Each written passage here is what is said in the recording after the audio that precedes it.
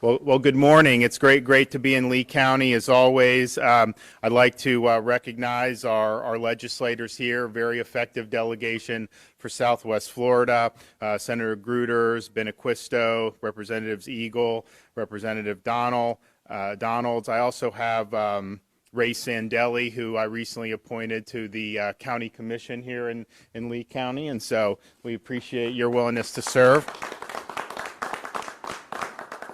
Not bad when you can get a Blue Angel on your county commission, so we're fortunate with that. As many of you know, it was almost 2 years ago that Hurricane Irma made landfall. It hit the Keys and then made a second landfall in Collier County, and it affected almost the entire state of Florida, bringing winds, rain, and life-threatening storm surges across southwest Florida. The damage this storm caused was catastrophic and widespread, ultimately affecting nearly every county in our state. When we came into office in January, we made a commitment to every community that had been impacted by these hurricanes that we would do everything we could to help with an effective recovery. And today we're here announcing another step in that commitment. But I think it's before we make today's announcement, we were faced not only with the ongoing recovery efforts with Irma, but the fresh recovery efforts with Michael, which happened 4 months before we took office. And Northwest Florida, although that storm was not as widespread throughout the state, was one of the most devastating storms the state has ever seen. We were able to work to get a 45-day period for Hurricane Michael where there'd be 100% federal reimbursement for things like debris, which was those costs were debilitating for those local municipalities. And then beyond the 45 days, we got the president to do 90% cost share for the Hurricane Michael damage. And so that represents hundreds of millions of dollars in relief for Florida's communities. Here in Irma, our announcement today, really we wouldn't be here today if we had not had good leadership at the Department of Emergency Management Service. So Jared Moskowitz is here. He's going to say a few words, but it was clear when we came in that the way the money was being dispersed, the processes used for the communities to apply was not as effective as it needed to be. And so Jared overhauled all of that. We've gotten out huge amounts of money out the door so that people can use it for recovery. But Jared has also been active in soliciting communities, making sure these applications come in. We're helping facilitate this.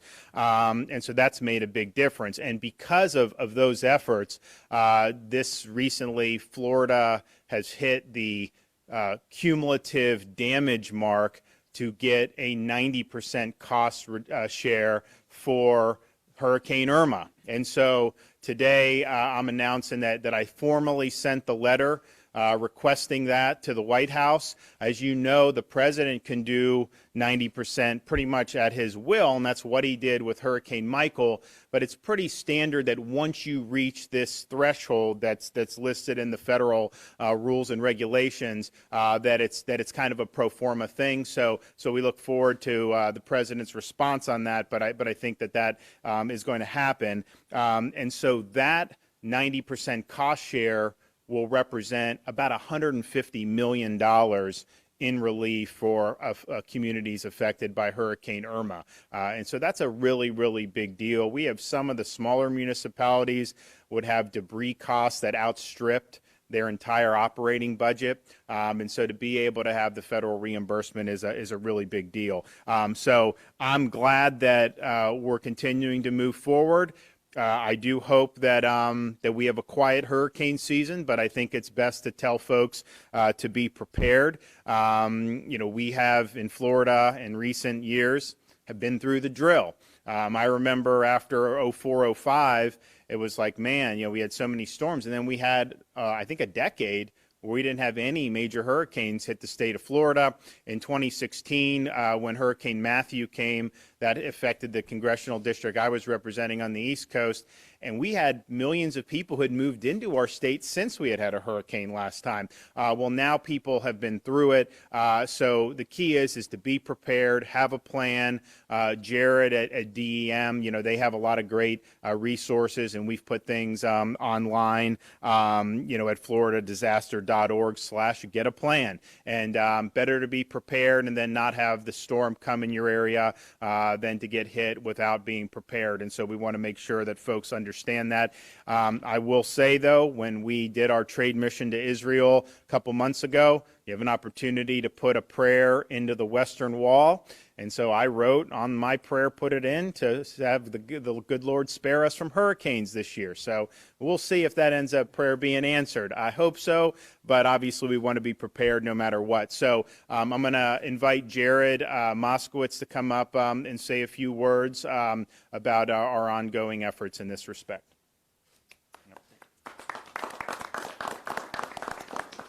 Good morning. I also, when I was in Israel, I also put the same prayer in the wall. So we have a double prayer.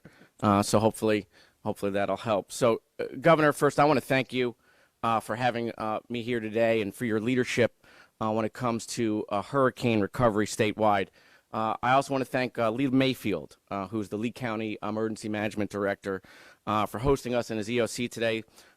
Lee is a fantastic emergency management director, and Lee County is well served by his leadership here. Finally, I want to thank our partners at FEMA, who we've been working with day in and day out, trying to get, obviously, money obligated to the state of Florida as fast as possible. The faster they get me the money obligated, the faster I can get it out to our applicants, and that partnership is kind of the reason why we are here today. There is no doubt that Hurricane Irma was a once-in-a-lifetime storm, not only because of its massive size, affecting the largest landmass in Florida history, but also happening at the same time as Harvey and then Maria. This was a once-in-a-lifetime sort of event. And that simple fact led to all sorts of different situations and difficulties in the emergency management field, never once experiencing these major storms happening almost simultaneously. And then when communities obviously got hit with the cleanup and the costs, because money wasn't flowing fast enough, you had cities and counties depleting their reserves or taking loans out. And in order to service that loan debt, they were spending taxpayer money paying off the debt while they were waiting for their taxpayer money reimbursed. It's not how government should work. It was unacceptable. And it's why under the governor's direction and leadership, we went to fix that on day one. And we changed all sorts of different policies and procedures, rules, how we handled paperwork, and it's working. In the past 6 months, we have been able to get out $500 million for Hurricane Irma recipients. Why do I bring up that 6-month timeline? Because the first 6 months after Irma, only 600,000 hit recipients. If you compare that to Hurricane Michael, because the governor asked FEMA to turn on the expedited payment program, in 6 months we were able to get out $203 million for Hurricane Michael. And why is that important? Because those are lessons learned. It's important to see what didn't work and how you fix that. And so, we've done that. And so we've moved $800 million total since the governor came into office. It's the most money moved in that short period of time out of the division. And that doesn't even include the Irma Citrus Block Grant Program, which, so many of our fellow folks that in the citrus industry got affected by Hurricane Irma. That program was in existence for about 6 or 7 months. They only moved about $500,000. To date, we've moved $136 million to our citrus industry. So today's announcement going to 90-10, meaning that we're going to go from 75 reimbursement for the local governments, and for the state we're going to go up to 90. That additional 15%, as the governor announced, is going to be a savings to both local and state taxpayer dollars to a tune of about $150 million. That's money back in people's budgets. That's money back in the state budget. And that money should be available immediately. And I look forward to getting out those additional dollars for folks that have already gotten their reimbursement, and for folks that are still waiting for dollars to come out. That'll now come out at the 90% threshold. And so, we're in hurricane season. Obviously, we're continuing to prepare every single day, increase our capabilities. We are extremely ready for hurricane season. And so, I continue to focus on logistics, pre-positioning equipment, making sure people are prepared. We used to say we want you to have 3 days worth of supplies. Now we're saying we want you to have 7 days worth of supplies. And so with that, I want to thank the governor for his leadership and direction and continued support of emergency managers at the county level and at DEM. Thank you.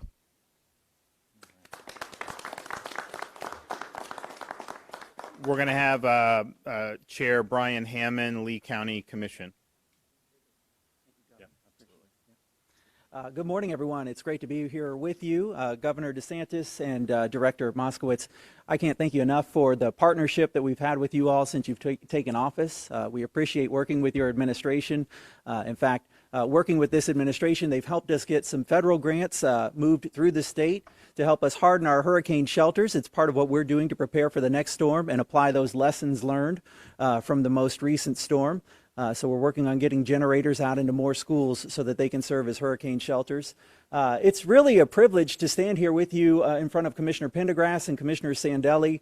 On behalf of the Board of County Commissioners, we're just grateful for the help from the federal government and our legislators up in Tallahassee, who many of them were actually here in the Emergency Operations Center during Hurricane Irma. They saw it on the ground firsthand, the damage and the devastation, and then they went back up to Tallahassee to work for us. The one thing I want to leave residents of Lee County with this morning is we're preparing for the next storm. Inside of the room that we're actually standing in today are more than 100 workstations for people who every one of them has a job to keep you safe and to respond to the next disaster. Lee County is working on preparing for the next storm, and we ask you to do the same. I know we're back in school, and it can be easy to get back into your back-to-school routine. But a lot of our hurricanes, Charlie hit in August, Irma hit in September, Michael, I think, even hit in October. Now's the time to stay on your game and be ready for the next hurricane. Thank you. Well, thanks again for hosting us. We really appreciate it, and we appreciate all the work you guys do in Lee County. I'm happy to take a question if any of you guys have any questions.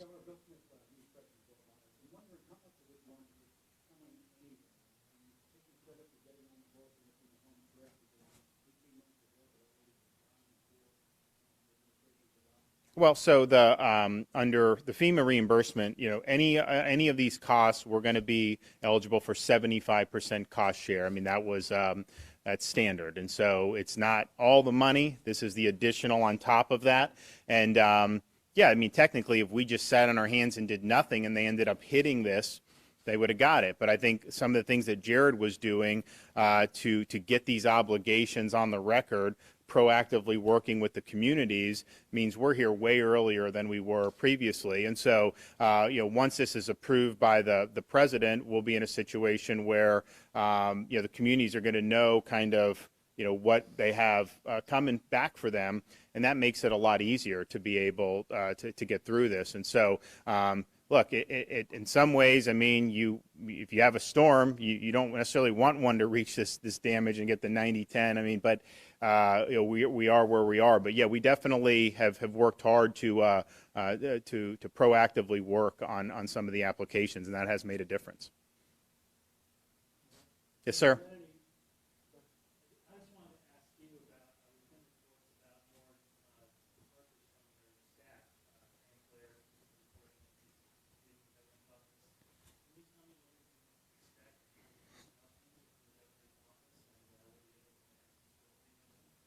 We've had great stability. I mean, we have some of the absolute strongest people working in the governor's office, and it's been very, very productive. And you go in there, you got a lot done, and these things, we just want to have the best possible operation. But we've got some really, really good people. I mean, we've got some great policy people, we've got some great legislative affairs people, media. So I've been very pleased.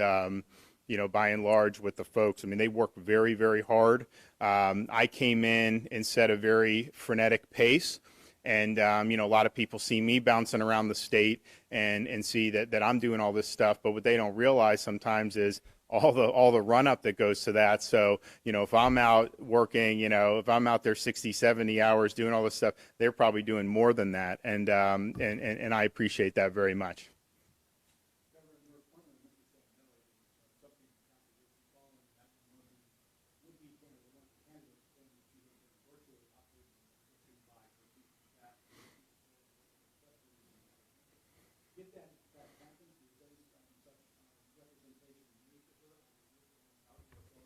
I didn't make that representation. I interviewed a number of people, but ultimately we did not. I was not comfortable naming anybody until I named Ray, and that's just the way it is. As these things, I can have someone on the phone or someone in my office, but then we've got to do different vetting and this and that. So it's a long process that takes place, and I don't think we've ever said to anyone, "You're going to get it." Regardless of any type of, what's done. I mean, that's just standard. So, Ray, I think, came highly recommended by a number of people in the community.